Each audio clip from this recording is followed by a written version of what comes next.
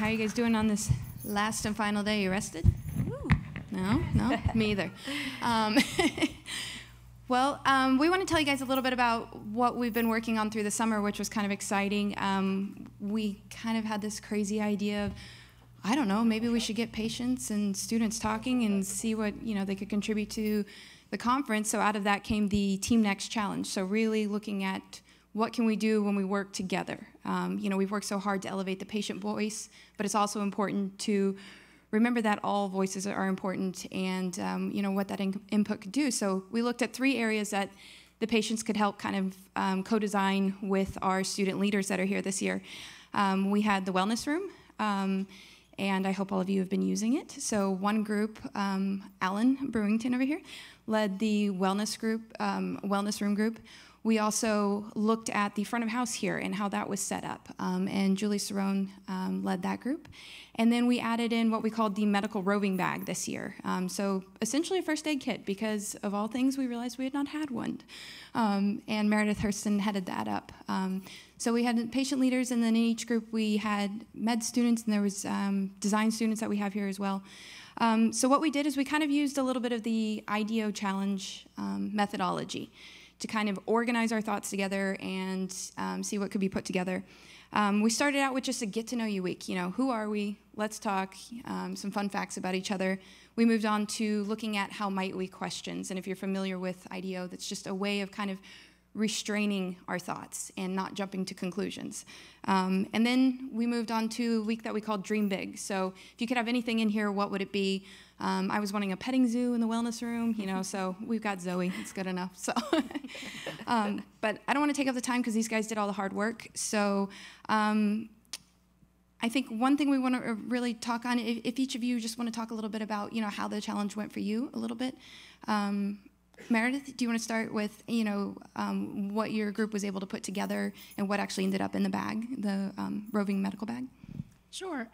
That's what I wanted to say. I kind of was the facilitator, but I had an amazing group, a team that I was working with, and everybody just kind of jumped right in. We used a Google document, and because we weren't all in the same location, everybody kind of introduced themselves over the Google document, and then we utilized Google Hangouts to meet each week, or we tried to meet each week to answer the questions. We broke down everything by the week. And so we were able to come up with some pretty big ideas, and the resulting bag, I think, was pretty cool. Yeah, absolutely. So if you guys need anything, it's still here. So Julie, we'll go to you next. So, it went a lot smoother than I thought it was going to go. Before becoming, a patient advocate, I was a consultant. So I was familiar with methodologies, but I never used the IDEO methodology, and I thought it really helped pull all of our ideas together, help facilitate an easy way to talk while we were all over the country. But, we didn't get the beanbag chairs that I wanted to sit on up here, so that's okay. So Alan, we'll go to you next. I think you had a little bit different problem or how to put that. So what happened with your group there? First, I'd like to say it's more of a different experience than maybe a problem. Problem's so negative. I think it was probably not more than 5 minutes after we got the first email from Britt that I had probably 5 emails in my inbox saying, okay, what's the dimensions of the room? Can we get X, Y, Z? My group took off to the point where I think it was like the 3rd week before I even introduced, hi, I'm Alan, I'm ePatient, because we were, off into the races. And, if I remember right, by the time this ended, there was over 110 emails between all of us. I mean, it's unfair I'm sitting up here and not my entire group, but I'll take the credit, of course.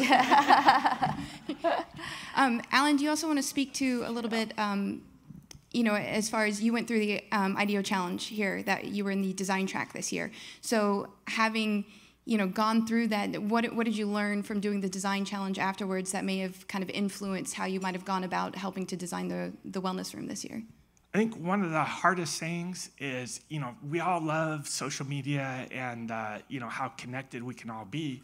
But there's a big difference between, being online and being in the same room with somebody. It's a lot easier, if somebody has questions or, disagreements, honest disagreements, it's easier to work through that than, if you're trying to do it on email where, somebody might get fired up, but it might be 8 hours before I get off work before I can respond or answer. And the momentum kind of goes up and down a whole lot more than it did, like sitting in the room at the IDEO challenge.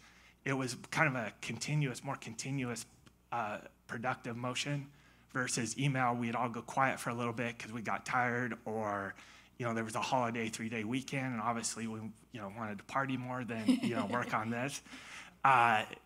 So that would be the biggest thing between what I experienced on Thursday and what I experienced with this. So Justin, you're nodding your head a lot. So what was it like, kind of trying to get the students working with the ePatients?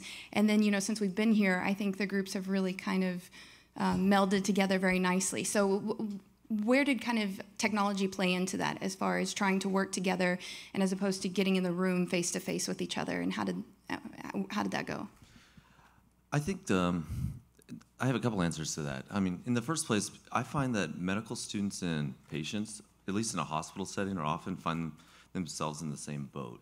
Because, I mean, in a way, we get marginalized in similar ways on accident by this complex system that forgets about education, forgets about, the humanized element of care, of delivering care. So throughout the years, I found myself sitting in a corner waiting for a doctor for hours with a patient. And I'm used to being friends with all the patients. But what I'm not used to is using social media to communicate with them. That was completely new. And so starting off with the emails, I was on Alan's team. True brains. That is so false. But it was easy and natural to step back and take a learning stance, because I'm used to learning from patients. It's amazing how much they really impact the education of medical students. And I think the other students on the team as well, we just sort of sat back and we're trying to just pick up the process as it went. But like Alan said, it was a racehorse from the get-go. So what now would you have changed moving forward? If we were to do this again next year, obviously I think since we've gotten here, some of the choices we made in furniture design and so forth, we've learned that we would do things differently again. We didn't quite still get it right. Always evolving, right? Yeah, exactly. As Meredith said, each person wants their own needs met. And, that's really the issue here. So what would you change there, Justin? I think it's really been a pretty ideal experience for me. I think if I was going to change one thing about specifically this challenge, I think I would connect, and this is more on me than anything, I think I would connect better with everyone and maybe have a more organized system of connection ahead of time. So for example, I still don't have most of the phone numbers of all the patients that I've been working with and socializing with. And that's because I'm a disorganized mess. But I think if we had a list, there was great effort put towards this too. There was a Facebook group created for the students. But I think the student and patient groups that are doing the challenge, it'd be amazing for them to have a really cohesive and structured way of familiarizing themselves with each other ahead of time. Because it's already great. I think it'll just make it that much more powerful. So it's just communication that we're looking at. So I'm going to go to each of you. So Meredith, the same question. What would you change moving forward next year then? Or what did you learn? I think, from my experience, our group worked really well together. Like, I don't have any complaints. I'm not sure what I would change because we utilized, like you gave us the Google document, and we utilized that, and everybody contributed. And the people that weren't able to attend the hangout due to time differences or work schedules or what have you, they still contributed to the document and were a part of the end result of the project. So I'm not certain that I would change anything, actually. That's good to hear. So Alan, any thoughts there? Bigger paycheck, but I guess we'll work on that. Yeah. Since the group we were in were so big, I thought maybe taking, like I famously last year never used the wellness room.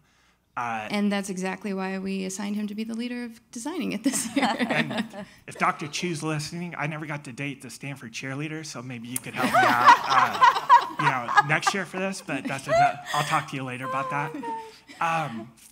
I think using returning people on teams, make them the center, and have the newbies, kind of ask questions. What is the wellness room? What is it used for?